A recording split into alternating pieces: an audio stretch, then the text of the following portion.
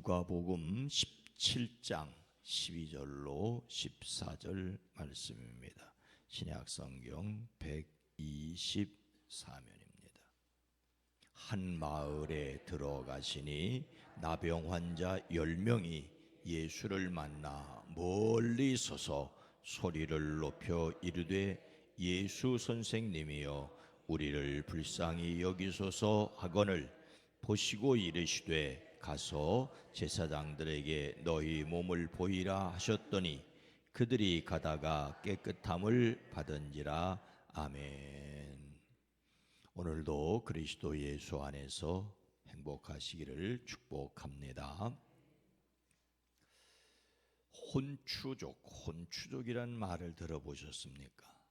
요즘은 말을 줄여서 하는 것이 유행이라는데, 혼추족이란 혼자 추석을 보내는 사람들을 가리키는 말이라고 한다고 어저께 어느 신문에서 보았습니다.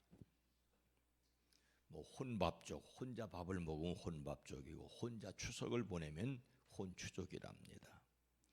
전통적으로 가족들이 모여 보내는 추석이지만 최근 몇 년 사이에 명절을 혼자 보내는 사람들이 늘어나면서 새로운 명절 풍경이 나타나고 있다고 합니다.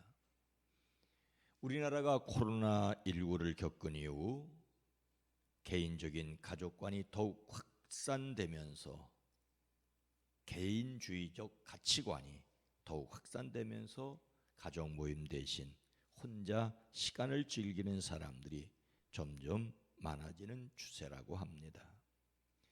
신문 인터뷰에서 한 분은 가족과 모이는 것도 좋지만 오랜만에 나만의 시간을 갖고 싶어서 집에 콕 박혀 있기로 했다고 했습니다.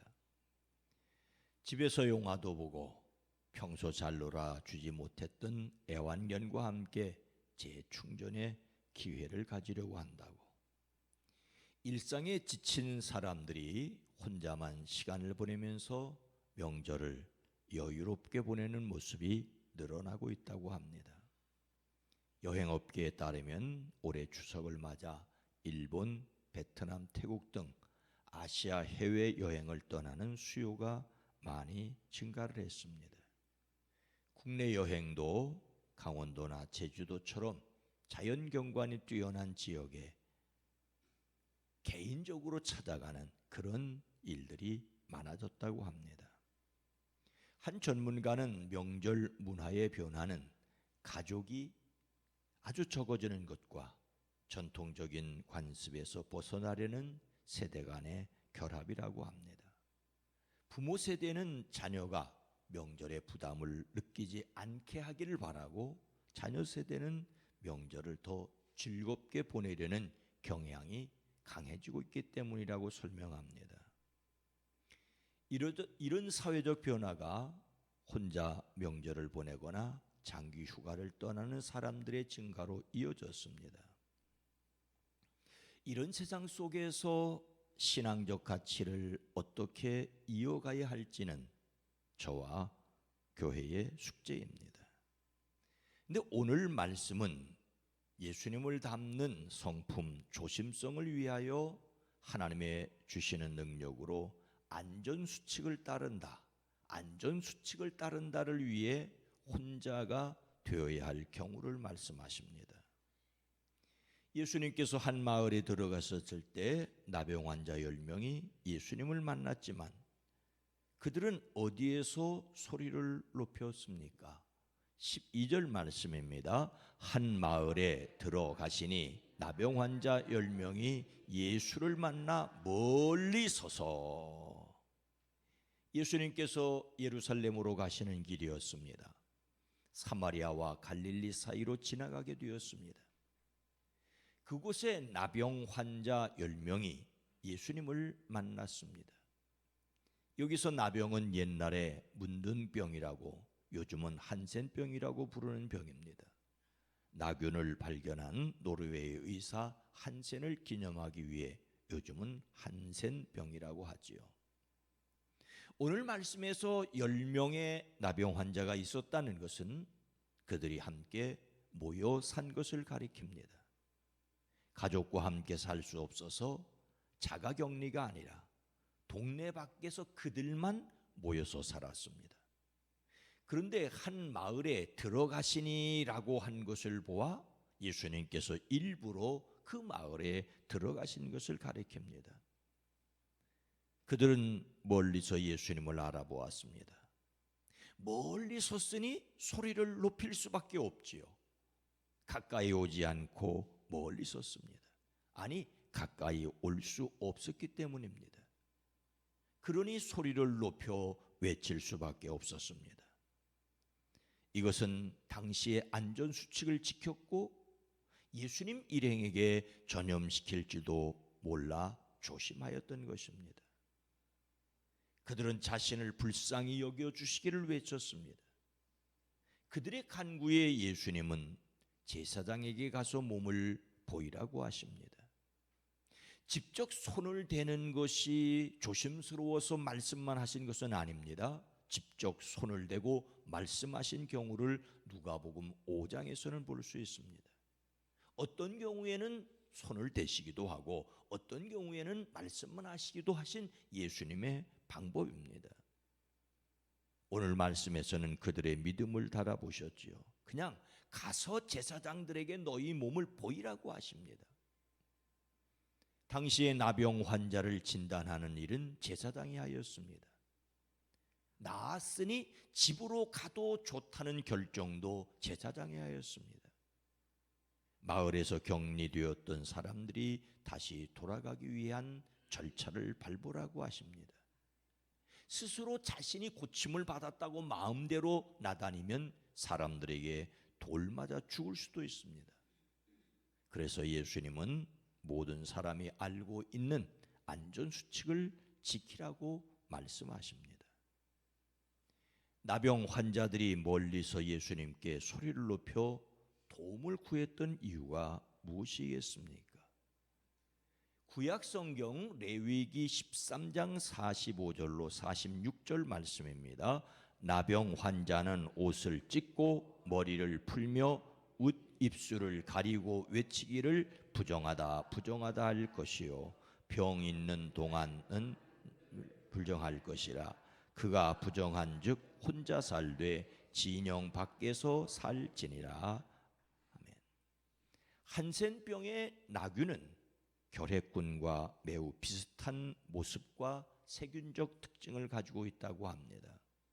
하지만 감염되어 발병되는 경우는 결핵에 비해 매우 적고 단지 나균에 의한 면역 기능이 약한 경우에만 발병합니다. 발병한 후에도 면역 기능에 의해 자연스럽게 치유되기도 한다고 합니다. 더욱이 유전병이거나 불치병이 아닙니다. 한국 한센복지협회 자료에 따르면 나균의 감염력은 매우 낮고 단지 치료받지 않는 증상이 심한 환자와 매우 긴밀한 접촉에 의해서만 감염된다고 합니다. 치료를 받고 있는 환자나 완치된 후에 단지 후유증만 가지고 있는 사람에게는 전염력이 전혀 없다고 합니다. 그러니 어렸을 때 보았던 그런 모습을 보고 두려워할 것은 아니지요. 그런데 예수님 당시에 더욱이 구약 성경 시대에는 전염병에 대한 의료적 도움을 받는 것이 쉽지 않았습니다. 성경에서 문둥병은 나균에 의한 질병만이 아니라 만성적인 피부병을 포함해 넓은 의미에서 피부 전염병을 가리켰습니다. 그래서 부정한 병으로 여겼고 다른 사람에게서 떨어져 살게 하였습니다. 레위기의 정결 예법은 병 있는 동안은 늘 부정한 것이라. 그가 부정한즉 혼자 살되 진영 밖에서 살지니라고 하였습니다. 다른 사람이 가까이 오면 부정하다고 외쳐야 하는 것은 가까이 오지 못하게 하는 것으로 당시로는 일종의 안전수칙이었습니다. 윗입술을 가리는 것은 침을 튀지 않도록 하는 것입니다. 다른 사람에게 전염을 막으려는 당시의 방법이었죠. 그리고 성경에서 나병을 말씀하시는 의도는 대부분 영적 비유입니다.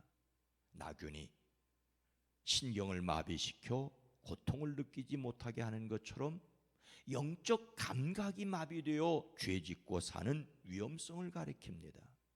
영적 무감각은 매우 위험합니다. 성경에서 나병을 말씀하시는 이유는 당시의 안전수칙과 영적으로 깨어 있어야 할 것을 말씀하기 위해서입니다. 오늘 말씀을 마음에 새기고 자신이 건강을 위하여 안전수칙을 지키기 위해 실천해야 할 것은 무엇이겠습니까? 오늘 말씀이 단지 안전수칙을 말씀하려는 내용은 아닙니다. 예수님의 말씀을 믿고 가던 10명이 다 고침을 받았는데 그들 가운데 한 사람만 자기 병 나은 것을 보고 큰 소리로 하나님께 영광을 돌리며 예수님께로 돌아왔습니다. 그리고 예수님 앞에 엎드려 감사드렸죠. 그런데 그는 사마리아 사람이었습니다. 10사람이 깨끗해지지 않았느냐? 그런데 9사람은 어디 갔느냐? 하나님께 영광을 돌리려 되돌아온 사람은 이 이방 사람 한 명밖에 없느냐라고 예수님께서 말씀하십니다. 그런 다음에 그에게 일어나서 가거라, 내 믿음이 너를 구원하였느니라. 영혼의 구원까지 그에게 말씀하십니다. 하나님께 감사하는 사람이 되어야 할 것을 말씀하십니다. 그러나 우리는 오늘 말씀에서 건강에 관한 안전수칙도 들어야 합니다. 하나님을 믿는 사람들로서 예수님 닮는 성품으로서도 조심성을 본문 말씀을 통하여 생각하게 됩니다. 믿음 없이 인간적 조심성에 지나치게 매달리는 것은 그야말로 믿음 없는 세상 사람입니다. 하지만 예수님의 말씀을 깊이 생각할 때 조심성이 필요하다는 것도 반드시 알아야 합니다. 예수님께서 그들에게 그렇게 하도록 하셨기 때문입니다. 안전수칙이라는 말은 코로나19 대유행 기간에 많이 들었던 말씀입니다. 근데 요즘 다시 유행한다며 문자로 알려오는 것을 여러분들도 받으셨을 것입니다. 흐르는 물에 비는 물로 꼼꼼히 손 씻기, 기침, 재채기 할 때 옷소매로 가리기, 씻지 않은 손으로 눈, 코, 입 만지지 않기, 의료기관을 방문할 때 마스크를 착용하기, 뭐 등등의 이야기들을 문자로 보내오는 것을 어제도 받았습니다. 혼추족이 아니라 가족과 이웃과 어울리면서도 안전수칙을 잘 지켜야 합니다. 그러나 더욱 하나님의 말씀에 무감각하지 않도록 주의를 기울여야 합니다. 안전을 위한 지혜를 가지시기를 주의 이름으로 축복합니다. 거룩하신 하나님, 자비로우신 주님, 우리가 하나님의 말씀을 통하여 영적인 진리를 분명히 깨달아 알게 하시고 또한 삶의 지혜를 배우게 하옵소서. 주님, 우리로 일상생활 가운데 만나는 일들 가운데 안전수칙을 무시하여 큰 어려움을 겪지 않게 하옵소서. 또 코로나19가 이곳저곳에서 발생하기 때문에 방역당국에서 신경을 쓰고 문자를 보내는 것을 보게 됩니다. 두려워할 것은 아니지만 조심성을 잃지 않게 하옵소서. 성령 하나님, 우리 안고 섬과 나가고 들어감이 주의 뜻에 달려 있습니다. 그러나 주의 뜻을 위하여 주님이 주시는 지혜로 탁월하게 생활할 수 있게 하옵소서. 명절 긴 연휴를 마치고 일상으로 돌아가는 이들의 가정생활, 일터, 사업장, 주여 주께서 복되게 하시되 안전을 유의하게 하옵소서. 성령 하나님, 특별히 대한민국의 안전을, 자유와 평화가 지켜지게 백성의 지도자들에게 하나님 지혜를 더하여 주시옵소서. 오늘 하나도 복되게 하옵소서. 예수님의 이름으로 간절히 기도드리옵나이다. 아멘. 오늘 말씀을 생각하며 개인의 건강을 잘 지키게 하옵소서. 또 교회가 영적으로 무감각하지 않게 하옵소서. 이 세상에 대유행병으로 시달리지 않기를 위해서 기도합니다.